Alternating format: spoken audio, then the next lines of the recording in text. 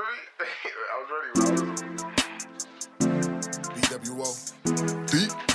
B.W.O. B.W.O. Brothers with opinions, now we spreading the word. In this world, things get hard cause we been blinded by ignorance, man. Being known to progress is a hindrance. Silence is consent, so let your voices be heard. Man, we brothers with opinions, now we spreading the word. Bringing light to the dark, revolution is an art. Man, a lot of people talk, but they ain't never walked apart. Gotta shine a light on poverty and fight against injustice, and always speak the truth when the enemy. Hey everybody, welcome back to Brothers with Opinions. I'm your host, Tony Dinges, and here with Chris Tucker. What's up? So we're about to have a big time guest on here hopefully here in a few minutes. Big shots action. Yeah, let me send an invite real quick. There you go. And hopefully Kevin jumps on. So we'll see, bro. But how you been, Chris? I'm good, man. I'm stuffed. You're stuffed from what? Yeah, I ate this chicken biscuit little thing and some potatoes. It was good, man. But yeah, I'm stuffed. Sitting here drinking a Gatorade now. I get them electrolytes. They ain't even good for you, but I like the taste of it sometimes. Hey, Gatorade is good in moderation. We'll say that. Don't drink it all the time. But yeah, hey everybody, welcome back to Brothers with Opinions. I think we're going to have our guest, Kevin Schneider, one of the owners, directors, president, whatever his title is, Big Shots AAU. So we'll talk Arby's Classic because he helped run that the other weekend that Haley played in down in Bristol, Virginia. And then we'll talk, Big Shot, their AAU circuit they run for AAU programs. They do a lot of big things for kids. So Kevin will jump on with us. Well, Chris, let's talk about before Kevin gets on, we talk about local athletes and games. Yeah, it had Hanley is what 6-2 right now is their record, I believe. 7-2. 7-2. Yeah, because they beat James Wood. Yeah, they beat the brakes off of them. What was it, 89 to 39? Or 50 or 60. Yeah, something like they won by 50. But shout out to their bench that stepped up and played big. While I guess there was people out sick and stuff, not including Will, who's already out. Yeah, you had Who Will. was out? Because obviously Kyron, Javon, and Christian balled out, but. So was Amari out? Was Isaiah out? What happened? Isaiah Baxter was out. He got a concussion, and I didn't know it happened when they played Millbrook. Somehow he hit his head, got a concussion. So he missed that, but I think he's cleared and he's fine to go, for tomorrow night versus Skyline. So from what I hear. But yeah, I mean, hey, yeah, I got to say, even though James Wood, we know they don't have much, whatever, but. Hey, Haley, team ball all around that game. So, but hey, here's Kevin. We don't want to take too much of his time. Let's get him on here. There you go. Yep. Hey, Kevin, what's up? What's up? Good. I'm glad you could jump on and we could talk. Arby's Classic, AAU, all that stuff. So hopefully some parents and kids are listening to this. Give them a little bit of advice too. So, hey man, they can always tune back in, man. But we appreciate you having you on, sir. Right. Take your time out your day to speak with us, man. Appreciate it. Appreciate you guys having me on, and Tony, enjoyed spending time with you and the Hanley crew. Always classic, exciting event. Also planning to annually assistant host that in Bristol. Did Hanley go down there? Hanley was there that weekend, and I didn't see any wins from them. Oh, jeez, here we go. They had some production. I thought Christian. I went to Hanley too, so I got to pick on them, man. There you go. Oak Hill's expected, but I'm a little disappointed. I know it's tough after that big game, but got to pick on them. But definitely glad they played in it, man, because I'm sure that's going to help them out down the road. Yeah, the competition was very the whole tournament, and I thought Hanley did well. I thought Christian Dingus obviously Hold on, stop you there, Kevin. We got to get his last name right because it's Dinges. Dingus forever. Oh, hey, trust me, I heard it my whole life. So that's that waffle spot we have up here. Right. And I thought he really impressed coaches that was there. We had a nice college coaches turnout. Y'all. Because who was out there? What, Ohio State, I think, showed up, a big D1. Yeah, we had Ohio State, Andy, several D2s throughout the region. Right. Navy was there. I think Navy was very impressed with them. But I thought Briscoe shot it well. And Zach's got a nice squad, man. They got a team. Once Will gets back in the fold, I think they'll have a shot to make a run at it. Will's probably as good as any shooter in the state. Right. Regardless of that. So exciting event, and I think one that, as a group, Virginia High was an outstanding host. Arby, obviously being a time was very hands-on and involved, and one that I think for the whole state of Virginia, as well as that tri-state region, man, it's a fun basketball atmosphere.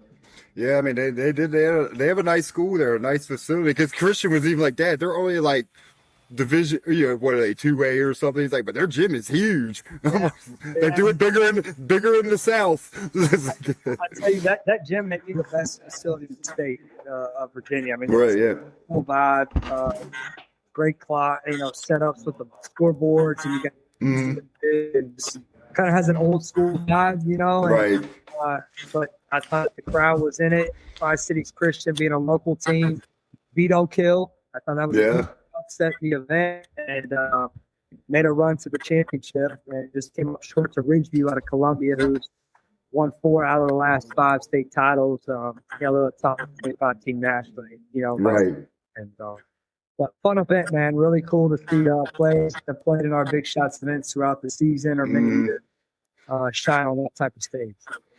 Yeah, so tell everybody a little bit about, Big Shots, what you guys do for everybody, with your events and everything. Yeah, we host now year 21. We're in year 21 hosting events, started in 2006. Just grown to where we had 19 teams at that first event, had a good group of guys. We had like John Waller, Kimball Walker, Ty Lawson, some really good players in that first year. But it's grown to where we have over 500 teams that's in annually nationwide, host 38 events. We host 11 events throughout the state of Virginia, but also, in various cities of the country.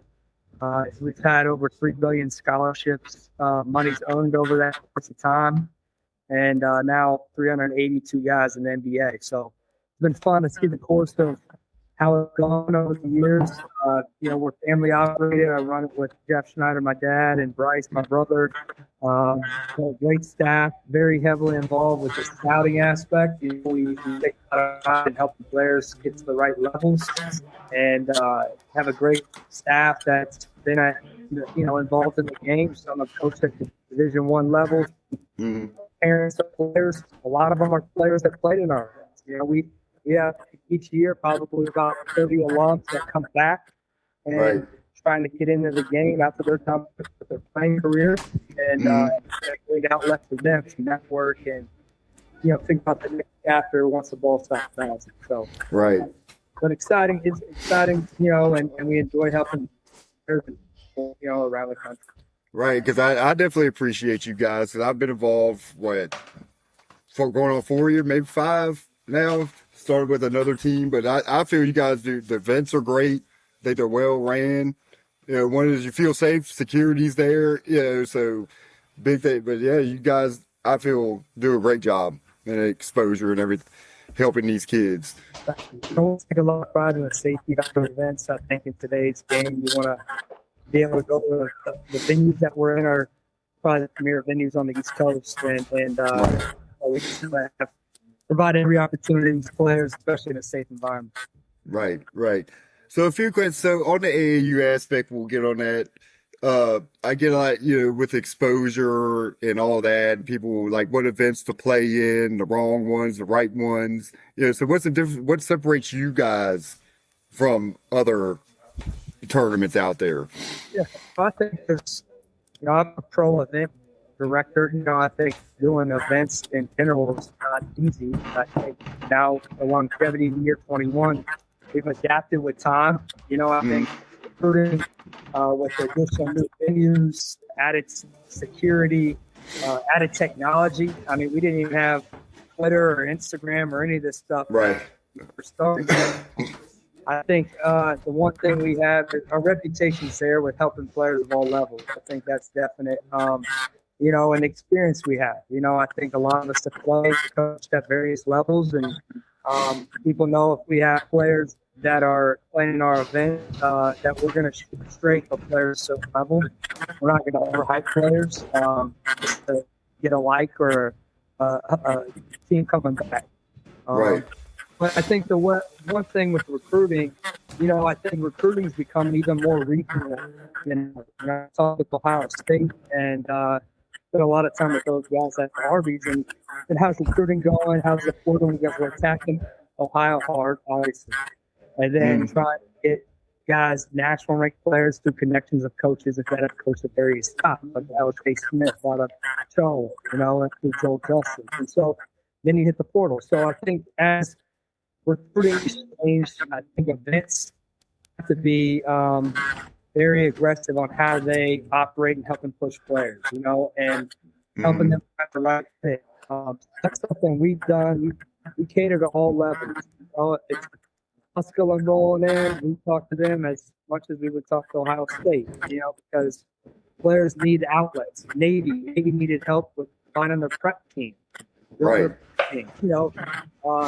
So as the game's changed, recruiting changed, I think we try and be an outlet for parents like yourself, coaches like you, and your program. So right. Very hands-on in how we operate. I think one thing that you could say about our business, you're not going to walk in and say there's not a Schneider there. It's a hands-on operation.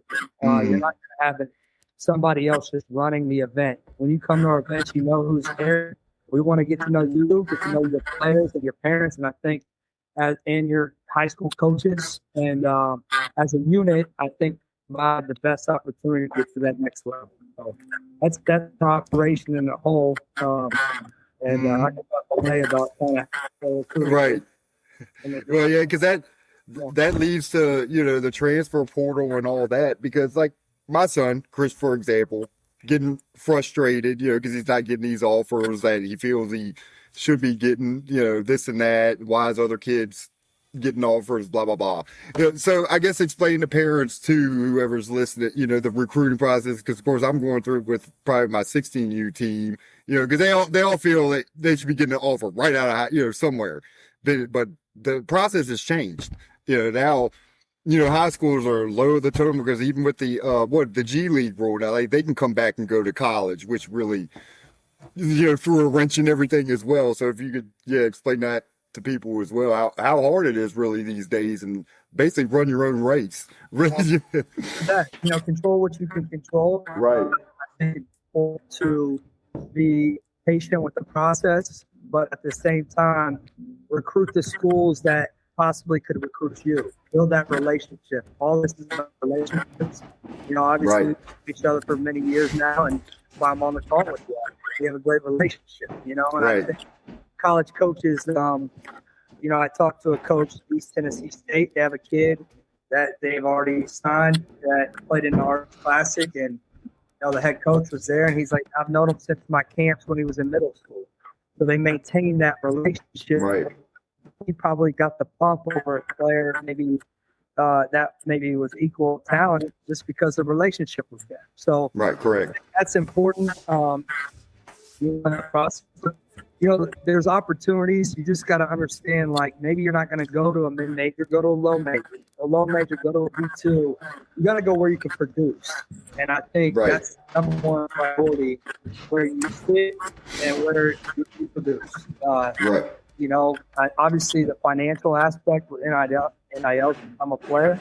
And I think sometimes people maybe take that approach and it's not always the best either. It could be a short-term transactional deal versus maybe the long-term big picture move. So for us, we try and be an outlet for people and guide them along that. And it's for all levels. I mean, but the process is different for everybody. It's different. Right. I recruited this guy, right? He was at 15, not Zion Williamson that we know. Okay? Yeah. Where his dad he had great parenting, and as did all these guys, right? But I think everybody's process was different, and Yeah, right. that's the best part of the journey, and enjoy that. Cherish those times in the gym, the grind of what the process is. But I think it's important and knowledgeable of it, so you don't get down a path that doesn't lead to the right stuff for you. So, all right. So the transfer portal and student athletes being older now or being able to play when they're 23, 24, 25 sometimes, excuse me, that can definitely hurt 16, 17, 18-year-olds coming out of high school. But we have a great example, even from last night, from our hometown in our high school, of a young man who went D2 for 3 years. And he did so well that now he's playing a D1 at East Carolina University. And he starts. Well, who is it, Chris? Came last night against Temple and they lost, but it's not always where you start, it's how you finish. And nowadays, if it's going to be harder for you to get on at some of these bigger schools or colleges you think you should go to, when kids are already playing 3, 4, 5 years and they just have an upper edge on you, then do what you got to do. Like you said, recruit who can recruit you. Make sure you get your foot in the door, and your game will speak for yourself once you're there. Yeah, 100%. Right. Yeah, who's the player you mentioned at East Carolina? His name is Dimitri Gardner. Okay, so Dimitri Gardner is a straight bucket. Okay, and he didn't know why he wasn't getting recruited either. Okay. Right. And I kept telling him to keep doing what you're doing, and those players find themselves a home, and so You're familiar with him, right? Very, very much so. Played in our Virginia Beach events. I know his game very well. I know his process, okay? And Right. we had talked about it. I just feel like players, but he stuck to the course of, he knew what the angle was, but he handled what he could control, and that's production, and got better. College coaches want to get older now. I think that used to be a phrase that Ryan used to constant, get old and stay old. I think now that's every team, right? I think, you see maybe teams like Kentucky that are playing more freshmen. Cal used to do that, right? Cal Perry used to do that a lot. Now he's got more of an older team. So those, teams are older now. And it's kind of like, my dad, Jeff, played at Virginia Tech, and he was talking last night. We were watching Tech play against Stanford, and some of the games, we watch games every night.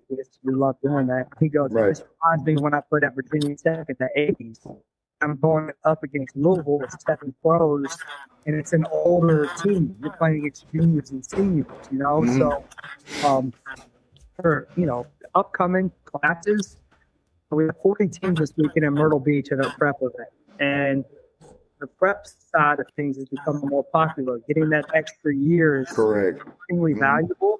As you know, Chris is going to Fort Union next year. Bob Williams, Fort Union, that's one of the premier postgrad programs in the country. That extra year is extremely valuable. Get stronger, improve your game, improve your weaknesses, double down on your strengths, and it gives you every opportunity to get to the next level and produce, and then make your climb like Dimitri did, or be productive and stay where you're at. Right. Yeah, a lot of people sleep on the post-grad route, prep school thing. Yeah, Fort Union, Because Chris, who else from our local area went up down the road to Massanutten? He played for Sharando, and now he's at Ole Miss, I believe. I can't remember the kid's name, but yeah, another local kid took the prep route, and he didn't even start. And he got by Ole Miss, and that's where he's at now. 1 year at Massanutten Military School and ended up Ole Miss, SEC. Everybody's journey is different, I've been doing the prep events for about 8 years now, and it's great. I look at guys like Carson Cooper, who plays at Michigan State. Carson came to our prep nationals event first week in March had no offers, and now he's starting to use on the last 2 years. Right. It's just how it works. But I think, there's run your race, as Chris you mentioned, and control what you can control. And that's getting better every day, both on the court, in the classroom, and with character. And I think that gives you the best shot to achieve your goals. Right. Yeah, I totally. It can get frustrating, of course, as being a parent, or even a coach. But it's like you said, it's just patience is the first. You got to be patient with the process. So I totally agree. Tony, like I grew up and used to go to Oak Hill games all the time. We always dreamed about playing them, but we knew we would never play them. I went to Hanley. We would never play them. They would have beat us. I think when we was in school, they had Carmelo Anthony and all this. We're older than Carmelo and them. Oh, but yeah, they had everybody always. And Steve Smith was their coach at the time, and he had the best players throughout the country. And I'd like to know your take, Kevin. Now a lot of these players are no longer going to some of those schools, especially Oak Hill, who used to be the premier team in the country, and now they're going to the IMGs and Mount Verdes and all these schools in Florida. Is it because of the weather, or what's the change in everybody to the South now? They're smarter. More schools, in my opinion. You know what? I think the weather definitely contributes to it. But no, I think, truthfully, I think that some of those programs, the resources they have are outstanding. Right? I think Oak Hill was one of a kind at one point. And Steve Smith's a legend. I think he has a lot of talent, but I also think coaching that talent and handling maybe some of the egos and all that is not always easy, and not everybody can do that. But as the programs have kind of followed that mold of what Steve Smith built at Oak Hill, I think now there's a lot more schools. I was talking to a high-profile program today, and there's a lot more schools now in Florida than there were even 3 or 4 years ago. Like moved from Napa Valley to, Florida. You got, IMGs down there doing what they're doing on Bird, but there's other ones popping up on a regular basis. Yeah, that's the hotbed now. It's a hotbed, but I think in saying that, some of the players may want to go back to doing the old school thing, like a Huntington Prep or an Oak Hill, or a route that may be a little bit different. Especially if you get opportunity. I think it's important to go where you can play. But I also think you can also achieve what you're trying to achieve where you're at, right? There's North Carolina, that's one of the hottest players. Kobe Edwards is his name. And we had talks with his parents and for the years, like, hey, to expect him to go to those types of schools. And I thought last year would have been great for him to stay where he's at, because he became the man. And now, as he goes into his senior year, he stayed the course, and he put on a show at the John Wall. They won the tournament, and he was the MVP, and now he's re-upped as a recruitment as well. So we'll see what happens next. But I think he's one that's locally instead of taking the route of going to one of those schools, and it's going to work out. So everybody's different in that way. Some struggle with making an adjustment. And I hate to see when it doesn't work, because if they stayed right where they were, they probably would have got the same recruitment as they would have if they went somewhere else, and probably could be improved just as much too, from a confidence standpoint. So, I think it's just interesting. There's a lot more schools out there now, Chris. That's my answer. When I look at all these schools, and I'm like, what happened to them? Like, even my shirt, St. James, which is in Maryland, they're not what they used to be. The days of Greg. Like, I grew up on Stu Vetter when he was Greg. He had greats. Golden Brothers with Rising Stars kids. Like, he coached Jason Cape on all of them at St. John's Prospect Hall. He had Kevin Durant and them over there at all these different schools. But now they don't seem to stay in the DMV area. Even I live here in Brooklyn, and there's not as much talent up here as there used to be. There's so many kids, so there's talent, but it seems like they're more in the other parts of the country than DMV and New York City. It's spread. I think it's great to see, like, Jordan Smith has been an absolute dog, right? Like, he's at Paula 6, when Rello's developed, unbelievable from there. And it's cool to see guys stick it out with certain programs, because I know in today's climate, they can get enticed by various things, not just weather. So it's great to see guys stick it out, in their roots where they started, and they keep it growing. And I think they build that culture where we can go back 20 years from now and say, hey, man, remember that run we had at, Paula Six or various high schools that they've been at for many years. Right. Paula right. Six, and I'm pretty sure then Christian had a chance to go there. He didn't go, and I took it as a good and a bad. Of course, I get it. The camaraderie, growing up with your brothers and playing throughout middle and high school, you want to win, and they've been close enough and haven't. So I get that part. But I think for his basketball part, he might not have played as much being on a team where there's kids just as good, if not better, all over the court. But every day against them in practice and the tournaments and the competition they play, I thought that would have been better for him. But what's your kind of take on that? Because you just said something about sticking with somebody too. So that's kind of the other side of it. Right. Yeah, good. I think playing against top-level competition is a huge, advantage, especially as you get to the college ranks. That speeds your process up.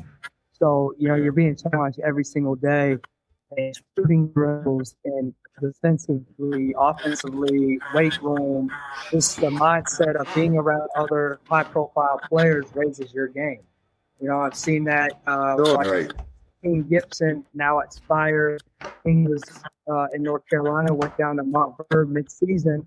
And sometimes when players are younger, I think that transition may be challenging, especially if they're like freshmen and sophomores going to those high-profile programs. But now for him, he was a top 10 player anyways at that point, but he's really playing to that level every single night out. So being with guys like Kevin Boyle, the standard he holds you to, no matter who you are, what star you have next to a name, and make them better for the next level, not just now. So I think that part of the exposure piece is great, because they get to see maybe everybody's best shot every night, kind of like a Duke does. And so it raises your game, no matter who's in the gym, who's watching. I think you have to always be at your best. So that's the advantage of going to a place like that. But, I've seen it work both ways. Well, Mitch, Dimitri Gardner, we just mentioned. Yeah, so. But that's a high school thing. Like, he stayed at Hanley and then went on. Yeah, but you know what I mean? I would love for Hanley to win and see Christian be one of the catalysts to help. But I really thought he should have went to Paul VI, because I'm just like, you're not going to play that competition. Our area has no good competition, really. And then you step out and you can't really play them until you're in states or you're in an Arby's Classic or something like that. So that was my take. I was trying to tell him, I'm like, Christian, I think you should go to Paul VI, but I understand if you don't. But Chris, I know what you're saying, and Kevin and I agree with you too. Yeah, it's who you're around, the team itself, because you're going to step everybody's a dog. That at least they go to a private school, what typically they are, and being in public school is like who's really challenging you. You might. Speaking of Christian, since we're on, who's really challenging him at practice, like trying to lift his game up. It starts there, but also to me, it's coaching too. The coaches have to be a big part of it too in the recruiting process. Like I think Zach does a great job of it. Like he's built something. Even though our local area isn't, the bet, but he's put like Denby on the schedule, played Oak Hill. So he challenges these kids, to make them better and level up. So. To me, also, public, private, it depends on the coaching as well. The school, what are you doing to try to help these kids and make them better? I agree 100%. Like, talking about the Arby's Rick, you won it. I think Josh Staley is as good of a coach as there is. He's as good as YBL coaches, just to operate how they operate, warm-ups, to pre-game, post-game interaction, adapting during the game. So I think... Right. You're right. Coaching and Zach's done a great job. I think some programs allow you to develop and work through mistakes more than others do. When you get to a certain point, like if your game's still developing, you may have a sort of leash on certain, teams based on playing through mistakes. So I do think that's something that's important in where you're at if you're one of those developing players. So. It just depends on the player, the mindset, and the curriculum of the player. As these players are starting to move around a little bit more, When you leave South Carolina, go to Dallas, Texas, I think that transition maybe a lot like 16, 17-year-old player if they're still in those developing stages. Correct. So I got a few other questions, like big topics here. So Haley, remember, in Oak Hill, it was Oak Hill, held the ball, shot clock. You know what I'm getting? For what? It was like 2 minutes, sort of the end of that, right? People were actually booing this, that. So the big topic past couple weeks is, does Virginia need a shot clock in high school?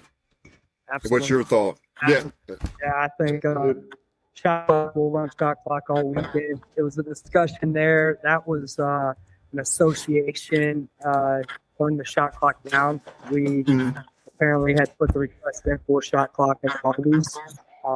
But I think that shot clock changes games late. I think knowing time and score, it becomes a factor.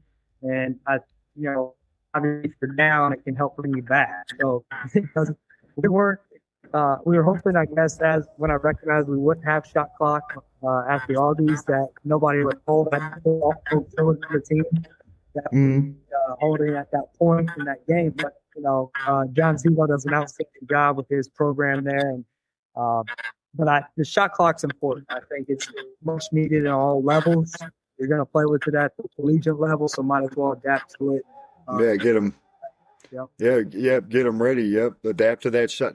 Yeah, that shot clock, and it develops awareness. And the one thing I heard, like my oldest son, when he was going to go to Mass, nothing that came up because the shot clock and the head coach there was telling him, it's like, you got to look for your shot because the shot clock's running. So it forces kids now. It's like ones that won't shoot typically, I guess, but take the open shot when you got it, because of the shot clock and stuff. So it changes the game in certain aspects, a lot. Yeah. So especially time to score late. Watching a game last night, I shot up 4 with 12, 13 on the shot clock, and the other team goes down, hits the 3, cuts it to 1, they turn it over, miss it, maybe miss a free throw. Okay, that happened last night. All right. Right. It was time to score a little bit. I think if they could have held the ball, Tech would have probably held the ball out the whole time. Yeah, right. Yeah, right. I mean, I get it. It's the stall game. I don't like it, but it's strategy. I mean, hey, if you can do it, why? I mean, Haley could have been Roman Catholic if they would have done it in the fourth quarter. But I used to just hate it when I was young, and the coach would be like, "Get out there and run stall games." I'm just passing the ball, and nobody could do anything about it unless they still. And I was like, "What is this?" And as this was 97, 98, 99, and I'm like, "Why don't we have a shot clock?" And they still don't, and it's almost 30 years later. Funny growing up, I grew up in Phoenix, Arizona. We didn't have shot clock in high school, and I was always the guy that we ran the stall game. We double up. I'd be the one trying to go score every time, right? I decided wanted to keep playing. Right. Fourth quarter teams that you play against, it's not fun to defend or watch. Like, nobody wants to watch this. Right.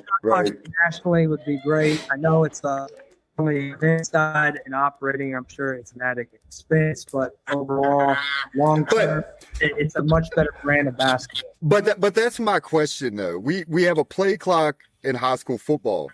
They have a clock on the field, right? Beside their game clock, play clock. So what's the difference? My question: what's the difference? You always hear, it's an extra expense. How much is it really to add a shot clock? Honestly, let's be honest. Let's keep it real. A lot of good clock operators can manually do both.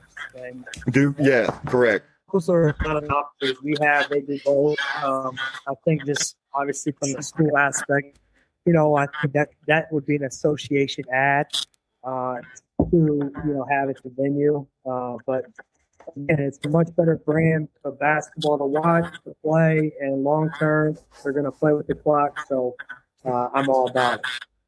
Right. Do you play in the Big Shots events? Are they allowed to use the shot clock or no? We do for the preps. Every prep event we have, high school event, we do shot clock. Oh, okay. See, now you got to add it to the other my groups. I put it in there. Every group. But the thing is, if they're not ever playing and practicing like that, they're going to get whooped by a team that's used to it. Well, then you got to practice like that, though. Yeah. If you know. And I think the time's different too. So some people play a 24-second shot clock, which is very quick. That's right. Because what's the isn't it 30? Right? Correct? 30. High School Federation. Right. Which, truthfully, throughout a game, there's very few shot clock violations, but it does tighten up the game late. I think that's where it could be crucial. Yeah. So, crucial days like it. So, I think that's just an easy way of adjusting to that. Getting the ball down, getting into a set, and having some time. Right. Correct. Well, C. Russell joined us. If you know who C. Russell is, legend Slippery Rock. Welcome. He's chiming and watching. Yeah, he is. But so all right, talk about shot clock. I swear I had another question, Ken. I wanted to really ask. Well, I can't. Did your dad play with Bo Kimball? Oh, with Kimbo Cole. Oh yeah. My fault. Yeah, Kimbo Cole.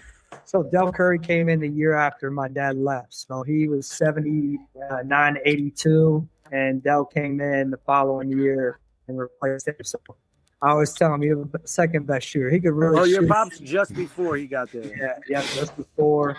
But my family's are real tight with the Currys. Just, my grandfather Bob was on staff with Charlie Moyer during that time for 7 years and recruited Del. So it was, it's cool to see what his family's done over the course of time. But they played in our events early on, and then now they're obviously legends of the game. Right. Yeah, I wanted to get your dad on. Yeah. That guy could talk. You know what? He loves people. He loves talking hoops, and he, he's always at the events, and he'll talk to you as long as you want to talk. As I say, that's what I love about it feels like a family environment because, like you said, there's always a Schneider at a Big Shots tournament. So good people. Yeah, we take pride in that aspect of it, and again, doing it now 21 years, it's something that we love this. I mean, it's what we love to do. We think it every day. We are always watching players of all levels, and here to help. Be an outlet for parents as well, on giving them guidance along the process. And, we look forward to seeing these teams here as we crank it up here in March. Right. So I won't keep you too much longer. I know big games coming on if it hadn't already started already. Miami and Ole Miss. But I got one question. A fan actually. Kev, we about basketball over here. Hold on, but I'm getting to that. Hold on. Right. Well, I got a question there. One of the fans want to know: what do y'all think of the Trey Young trade? He wants our opinions on that. Got him. That's crazy. Yeah, you know what? It's going young. I mean, it's great. They got up character. I thought Bob be in the transaction. He wasn't, which is great. I think he got a bright future. Trey Young. I lived in DC for 5 years, so I still kind of root for the Wizards in that way. They haven't really been much since John Wall was there. And, correct. Love to see them get back to doing what they're, doing and making the playoffs. But yeah, these guys, Trey Young, I know who knows what's going to happen in some of these trades. You hear John Morant's name, you hear Lonzo Ball, some of these guys moving. I heard AD's on the move again, so. Yeah, that's what I heard too. Yeah. As great of a talent as he is, man, I'm not sure who wants him. Who, AD? It's just because, it's scary. He doesn't play enough. His talent-wise, he's one of the greatest I've ever seen for his physique and his size, but he can't stay healthy. Yeah. But Trey on the other side, Kev, he's only 27, and your NBA prime is pretty much 27 to 32. Yeah, one of the guys that is playing on our event this weekend is Brandon Payne. He's trained for 18 years, and he's taking on Trey Young as one of his next guys. And I think it's going to be good for him. Brandon's extremely knowledgeable, obviously shooting. He trains him as well as Caitlin Clark and Sabrina. So he's kind of all but I think Trey is put up some huge numbers, and he's had moments like in the garden, doing the chills and all the stuff. Right. Maybe just needs a fresh start, and hopefully DC can provide him that, this next chapter. Because you're right, he's still young, got a lot of years under his belt so far, but a lot more to come. Right. And Tony, like we always say, it's not where you started; it's how you finish. Correct. Yeah. Look at the draft with Luka and Trey, and they got traded for each other that night. Right. They're not there anymore. Neither one of them. And Luka, a lot of people forget about that. You just don't know what's going to happen. Yeah. And I think the league's changed, man. OKC winning this year, I think, gave a lot of teams hope where you build it, how teams are going to develop. And I think you see a lot of franchises kind of starting fresh and trying to develop that. Like Portland's obviously, got some young talent that's, the Hornets are trying to do that, but there's some that are it's taking a lot longer. But OKC was that way. I was out there for a conference watching them both nights, and I was watching, and I'm there's not 5 guys in the league better than this guy, and this was when they were 30 and 55. They weren't very good, right? But they stuck to that core group, and now are advanced.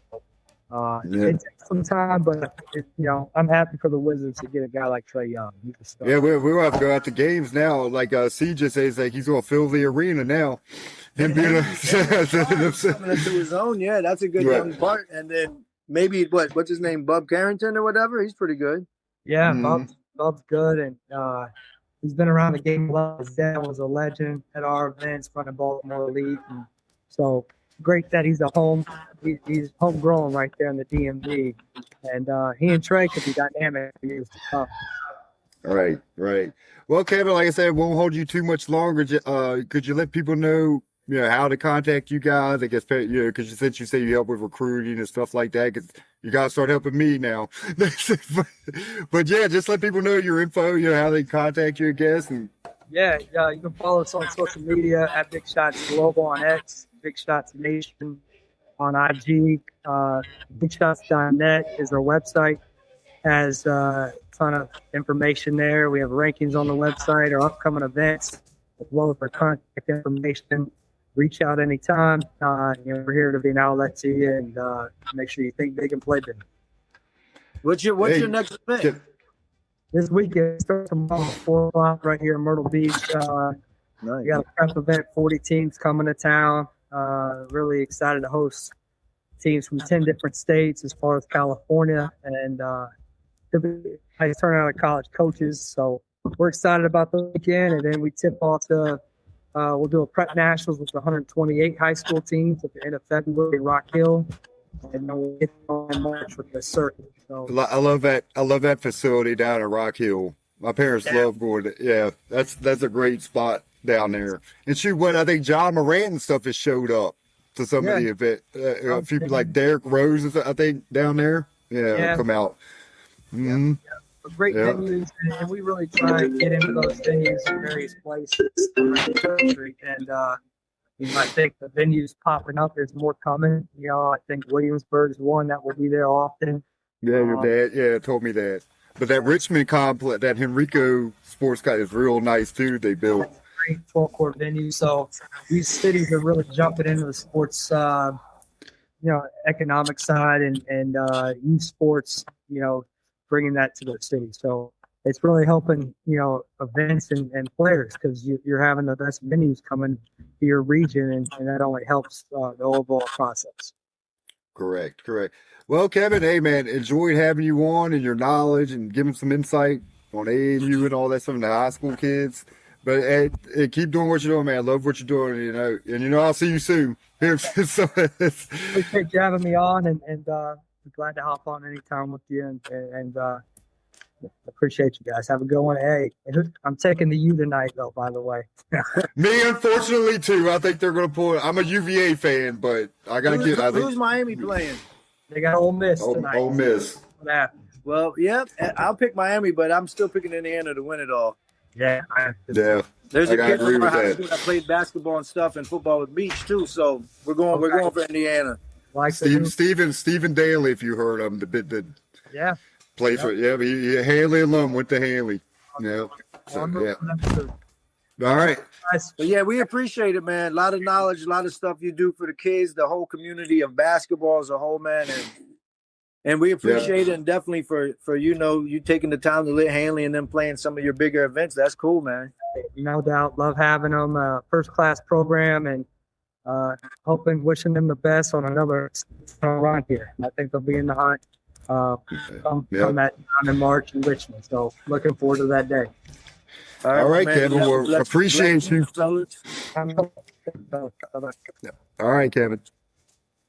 Well, Chris, there was Kevin Snyder, a lot of insight there. Hey, you get a lot of your questions answered, Chris, now? Yeah, but you got some people coming in. I can't read all of them except for. Oh, no, they're going so fast. Hey, hold on. We got, you got Lakers tickets. Hook me up. You got Lakers tickets.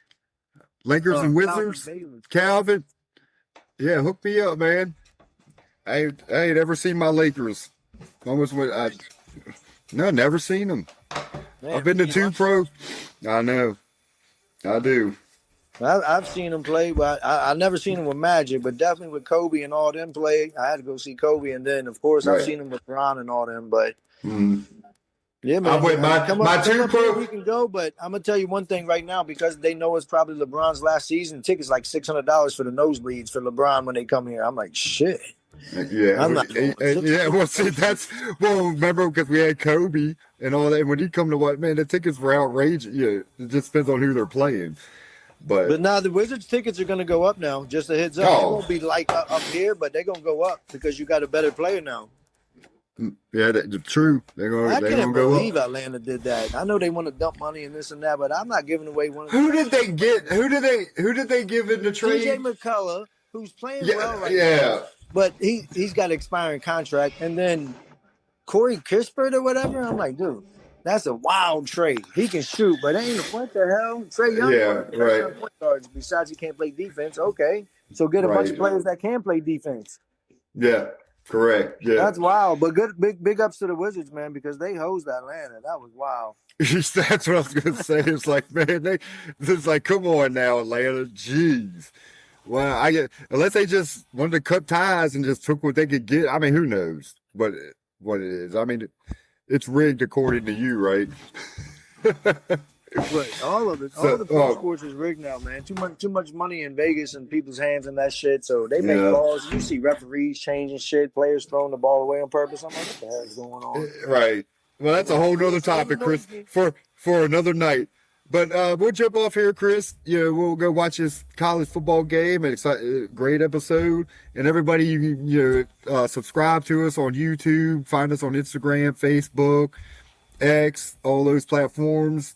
But everybody, thanks for tuning in, and we're gonna be working on a few other big guests, but we'll just keep it as probably we'll keep it under wraps. But big announcements, hopefully bigger and better. So everybody, hey, thanks for tuning in, and check us out next Thursday at 7 p.m. again. All right, everybody, have a great night and enjoy the football game tonight. All right, Chris. With opinions, big voice, no silence, revolution televised. Ain't no good in private, not knowledge to the ignorant. Ain't never been bliss. Stand up and be heard. We the new activists. Yeah, brothers with opinion, let the convo begin. Communication key, but then you must comprehend. Preach, B.W.O. Let your voices be heard. We enlightened by the truth, and now we spreading the word. Let's go. How do we learn to live when we conditioned to die? Most people fail before they start because they don't ever try. Man, they told us we was worthless. We believed in the lie. We took it way too literal when Big said ready to die. You know the KKK turned the cops in disguise. Man, a lot done changed, but